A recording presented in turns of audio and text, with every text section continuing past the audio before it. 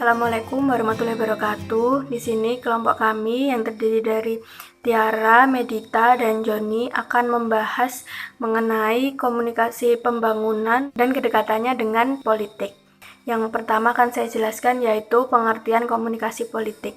Jadi komunikasi politik ini merupakan objek penting dalam menjaga keseimbangan hubungan antara pemerintahan dengan publiknya.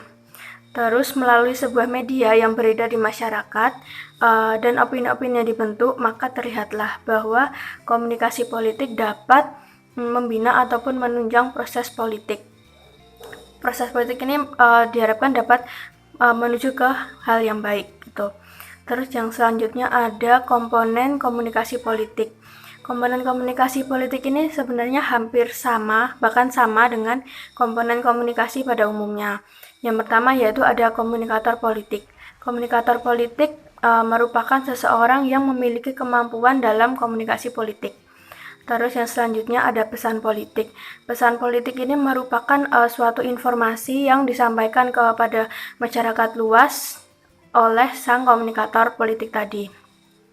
Terus selanjutnya media komunikasi politik. Media komunikasi politik yaitu alat atau cara yang digunakan oleh komunikator politik untuk menyampaikan pesan politik kepada publiknya gitu. Selanjutnya ada khalayak komunikasi politik. Khalayak komunikasi politik ini merupakan orang-orang yang berkomunikasi politik melalui atau berdasarkan terbentuknya opini publik. Terus yang terakhir ada dampak komunikasi politik. Dampak komunikasi politik itu yaitu konsekuensi dari sosialisasi politik gitu. Selanjutnya akan dijelaskan oleh Mas Joni. Di sini saya akan menjelaskan tentang konsep pembangunan politik menurut Huntington dan Dominic West dalam Avant-Garde 1989.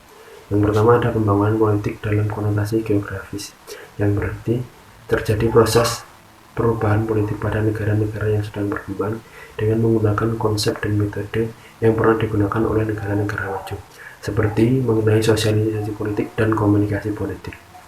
Itulah sebabnya mengapa pembangunan politik cenderung ditujukan untuk negara-negara yang sedang berkembang.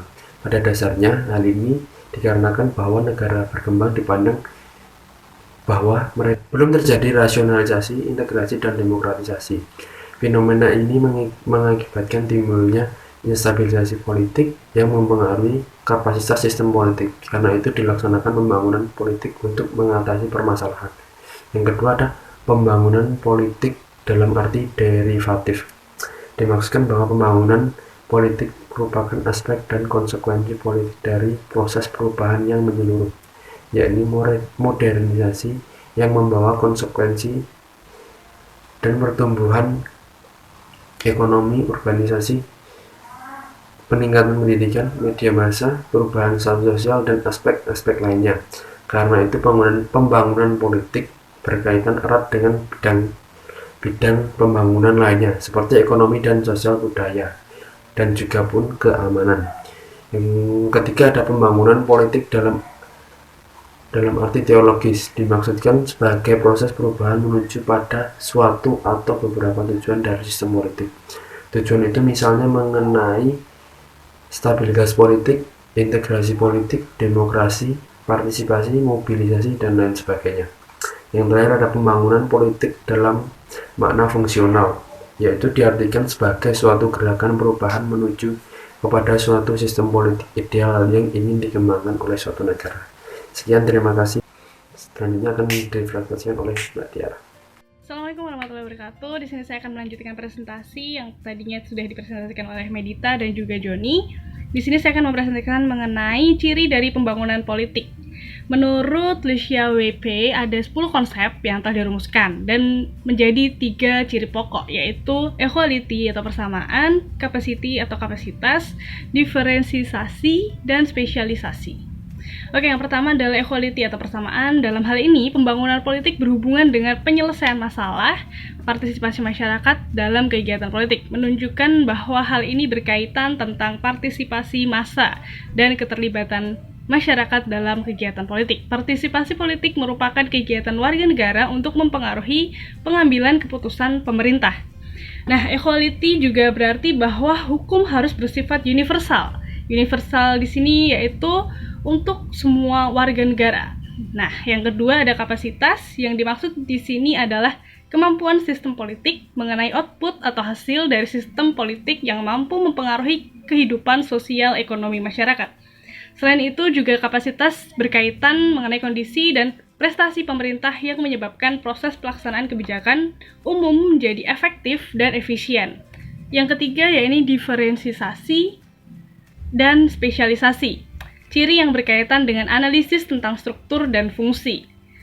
Diferensiasi dapat menimbulkan peningkatan spesifikasi, fungsi-fungsi, dan berbagai peran lembaga-lembaga politik dan sistem politiknya, mengenai struktur serta fungsi jabatan dan badan-badan pemerintahan.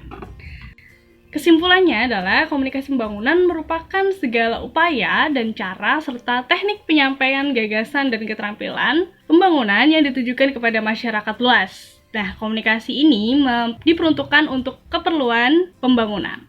Komunikasi politik pun juga merupakan proses penyampaian pesan politik dari elit politik kepada masyarakat agar pesan-pesan dapat direspon sesuai dengan yang diharapkan. Interaksi-interaksi yang terjadi ini saling bersinggungan dan memiliki kedekatan dan kesamaan. Komunikasi pembangunan ini sangat dekat kaitannya dengan aspek politik, yang dimaksud bahwa pembangunan politik merupakan aspek dari proses perubahan yang menyeluruh. Karena itu pembangunan politik erat kaitannya dengan bidang-bidang pembangunan lainnya, misal ekonomi, sosial, keamanan, dan lain-lain. Contoh keterkaitannya, keberhasilan pembangunan ekonomi akan mendorong terjadinya peningkatan proses pembangunan politik, begitu juga sebaliknya. Sekian presentasi dari kami, kurang lebihnya mohon maaf. Wassalamualaikum warahmatullahi wabarakatuh.